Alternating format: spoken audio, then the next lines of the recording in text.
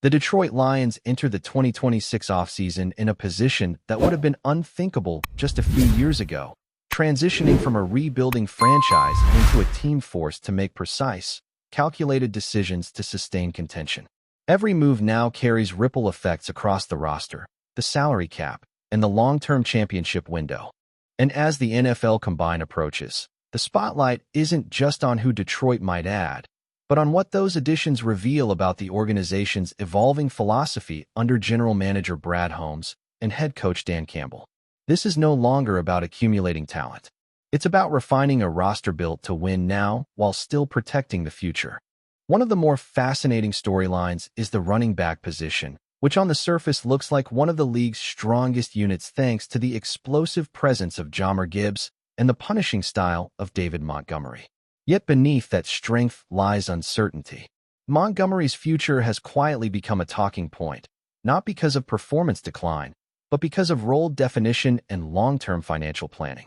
When a player of his caliber expresses a desire for a larger role, while the team's offensive identity increasingly revolves around Gibbs' versatility, it creates tension that front offices must anticipate before it becomes a problem.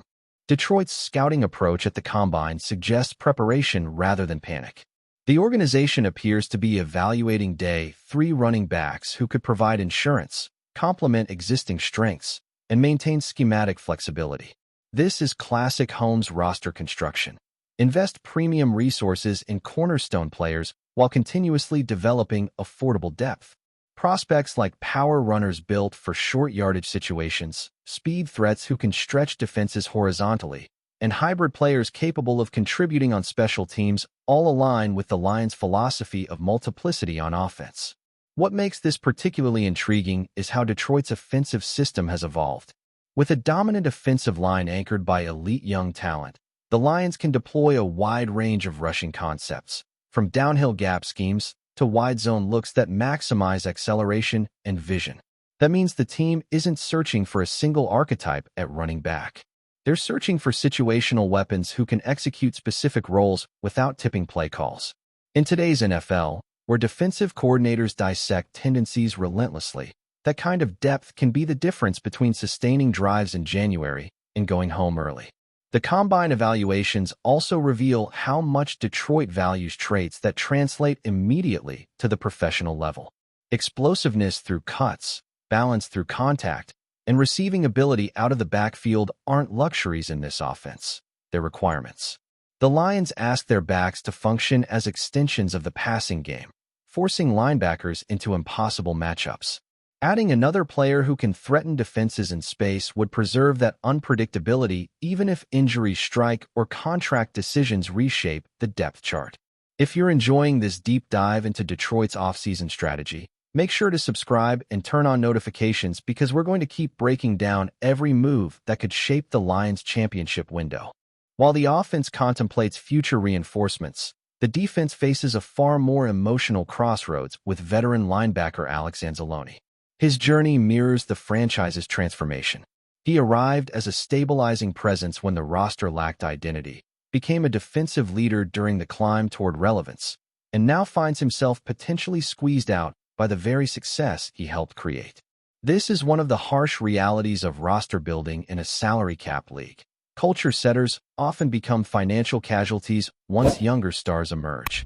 Anzalone's production remains respectable, especially in tackling efficiency and coverage reliability, but the emergence of Jack Campbell as the defense's centerpiece has shifted priorities. Campbell represents the future, young, ascending, and cost-controlled for now. When a team must choose between extending foundational young players or retaining aging veterans, the decision is rarely sentimental. Detroit's front office understands that sustaining contention requires difficult departures, even when those players are beloved inside the locker room. The financial implications extend beyond one player. Re-signing Anzalone could delay extensions for cornerstone talents across the roster, from offensive playmakers to defensive anchors. This is the domino effect that defines championship windows. Every dollar allocated to the past is a dollar not invested in the future.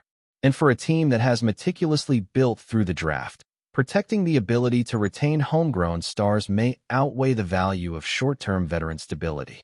There's also a leadership evolution underway. Early in Campbell's tenure, veteran voices were essential to establishing accountability and toughness. Now, those traits are embedded in the team's DNA. Younger leaders have emerged, allowing Detroit to transition from borrowed leadership to organic leadership. Moving on from a respected veteran doesn't signal a loss of culture. It signals that the culture has matured. On the defensive front, draft projections add another layer of intrigue. Analysts linking Detroit to an edge rusher in the first round highlight a strategic priority that has lingered despite recent success. Consistent pressure on opposing quarterbacks.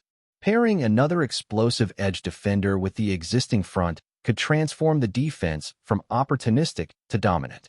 The projection of Clemson's T.J. Parker suggests the Lions may be willing to bet on upside and recent momentum rather than strictly following consensus rankings. This approach would be consistent with Holmes' draft history. Detroit has repeatedly targeted players whose trajectories point upward, trusting coaching development to unlock potential. If the front office believes a prospect's best football is ahead of him, perceived draft reach narratives become irrelevant. The goal isn't to win draft grades in April. It's to win playoff games in January. What makes the potential selection of an edge defender so significant is how it complements the team's broader roster timeline. Elite pass rushers often take a year or two to fully blossom, meaning a rookie added now could peak precisely when Detroit's current core reaches its prime. That synchronization is how dynasties are built, not by chasing immediate needs alone, but by forecasting future roster cycles. As the Lions navigate these interconnected decisions, depth planning at running back, emotional choices at linebacker, and long-term investments along the defensive line, they are operating like a franchise that expects to contend every season. The margin for error shrinks when expectations rise. Each offseason move must balance present competitiveness with future sustainability, a delicate equation that only well-run organizations consistently solve. Now it's your turn. Do you think Detroit should prioritize reinforcing the offense, securing defensive continuity, or swinging big in the draft for another game-changing defender? Let me know in the comments because the direction they choose could define the next era of Lions football.